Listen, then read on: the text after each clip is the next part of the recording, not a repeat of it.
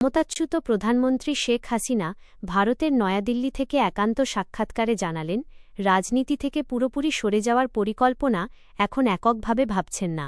যদিও আগে শোনা গিয়েছিল তিনি অবসরে যাচ্ছেন, কিন্তু বাস্তবতা অন্য রকম। শেখ হাসিনা বলেন, আমার নেতাকর্মীরা কারাগারে, সাধারণ মানুষ বিপর্যস্ত। এমন পরিস্থিতিতে আমি কিভাবে বিশ্রামে যাই? তিনি ক্ষমতা চাইছেন না দাবি করলেও জনগণের প্রতি দায়বদ্ধতা তাকে এখনও সক্রিয় থাকতে বাধ্য করছে। সাক্ষাৎকারে তিনি বলেছিলেন, বিএনপি সরকার ও বিভিন্ন রাজনৈতিক চক্রান্তের মুখেও আওয়ামী লীগ দুর্বল হয়নি এবং আগামীতে পারবে না। কিন্তু তিনি এও স্পষ্ট করেছেন, দলের নেতৃত্বের বড়সড় পরিবর্তনের ইঙ্গিত নেই। নতুন প্রজন্মকে জায়গা দিতে হবে, তবে তা ধাপে ধাপে হবে। শেখ হাসিনা আরও বলেছেন, নির্বাচিত যুব নেতৃত্বকে প্রাধান্য দেওয়া হবে, কিন্তু দেশের রাজনৈতিক পরিবেশ স্বাভাবিক না হওয়া পর্যন্ত দায়িত্ব থেকে সরে যাওয়া কঠিন। অর্থাৎ যতক্ষণ দেশে অস্বাভাবিক পরিস্থিতি আছে তিনি সরাসরি রাজনীতি চালিয়ে যাবেন। বিশেষ নজর কাড়া বিষয় হল, তিনি দেশে ফেরার ইঙ্গিত দিয়েছেন, কিন্তু তা শুধুমাত্র ব্যক্তিগত প্রত্যাবর্তন নয়।